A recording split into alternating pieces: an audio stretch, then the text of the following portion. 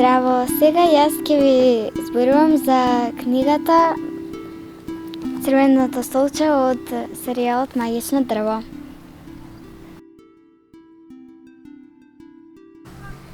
Анджеј Малешка и е многу интересна. Од Полска. Во книгата се зборува за 3 деца.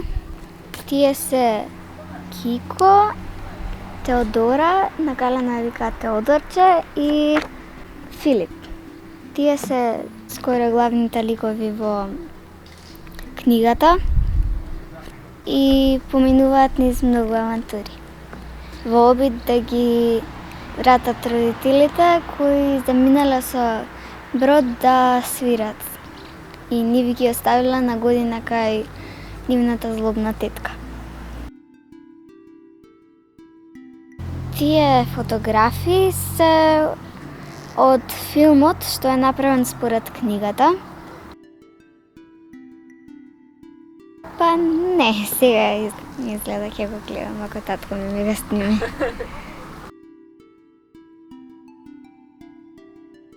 Па интересно е како Хари Потер, ама нема нешто слично како таму за волшебници или тоа, ама има волшебно дрво.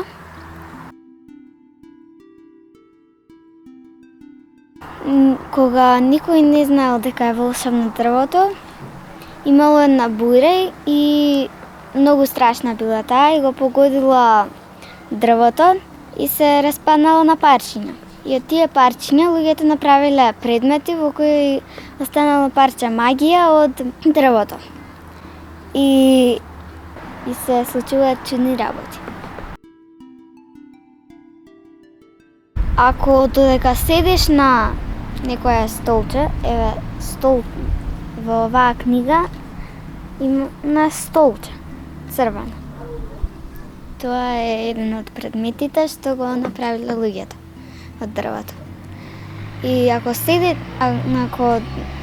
седиш на столчето и кажеш некоја желба, тоа столчето некако ќе оствари желбата. И така почнува заплетот. Ќе го извади ова момчето Кико што е на сликата од морето, тоа прво ќе избега, може да оди. Не, скокнало во морето и да, може да оди и да лета. Па да зборува не може. Побегнало од камионот што пренесувало предмети од магичното дрво.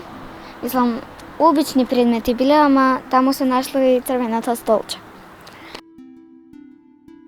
Па дека имаше многу интересни и неочекувани авантури и како смешно зборуваа сите, дека не е сосема правилно напишана, дека има и некои зборови што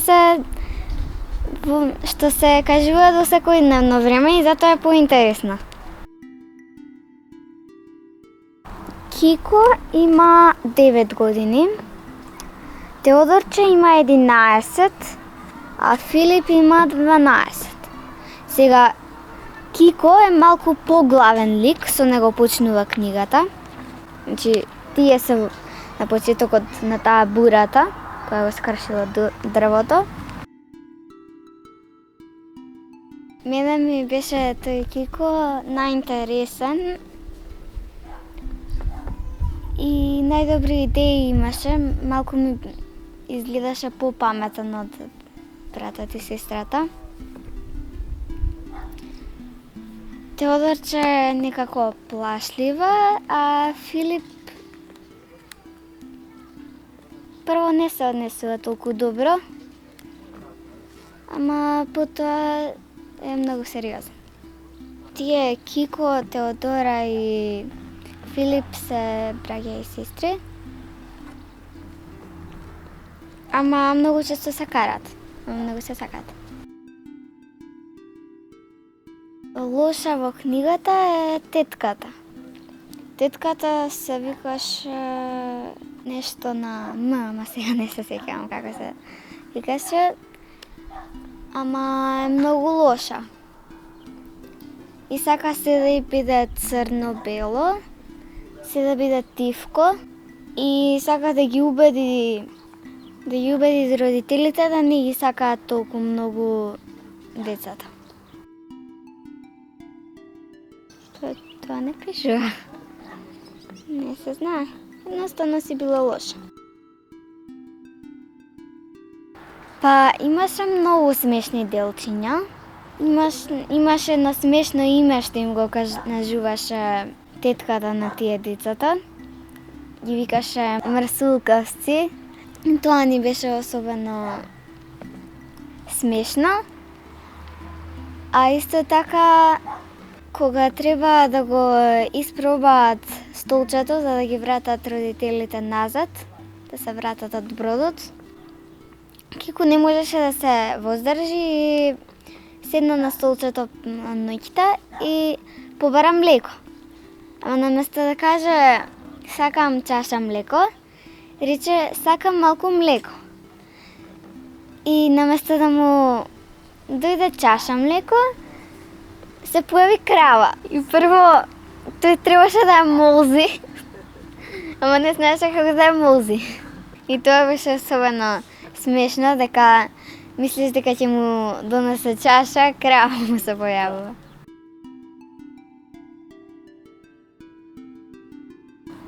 Па, јас би сакала моето семејство да биде среќно и да им се исполнат сите желби, особено на сестра ми.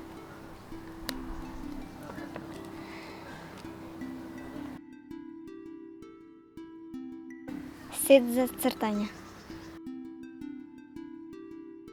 Па, јас многу сакам да цртам, сакам да бидам сликар.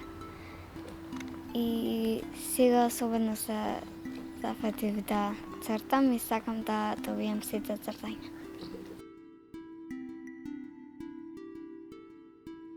Јас мислам дека не би било убаво да го има, да постоеше таква столче, затоа што секој и добар и лош ќе може да седне на него, да посака нешто и да се случи неволја на тие другите што се добри.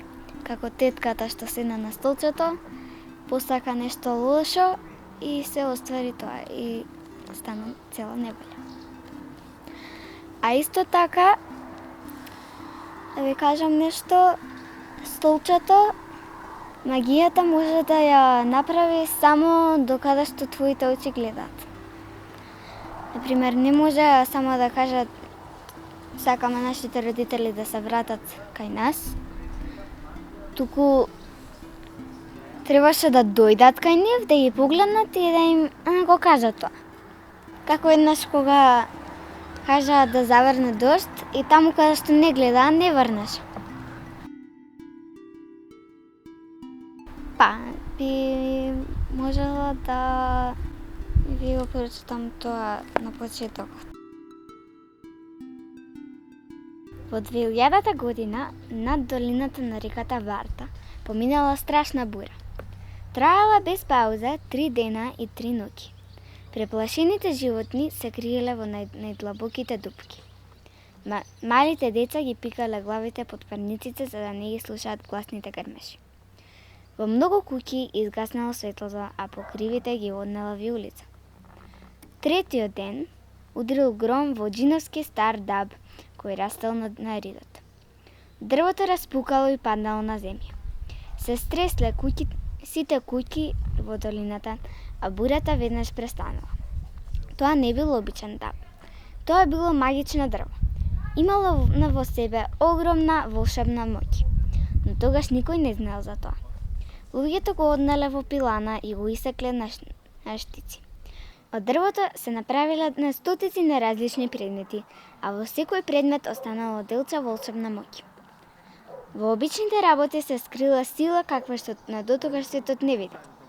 Билетни испратени до продавниците и низу тој ден во целиот свет почнаа да се случуваат неверојатни работи.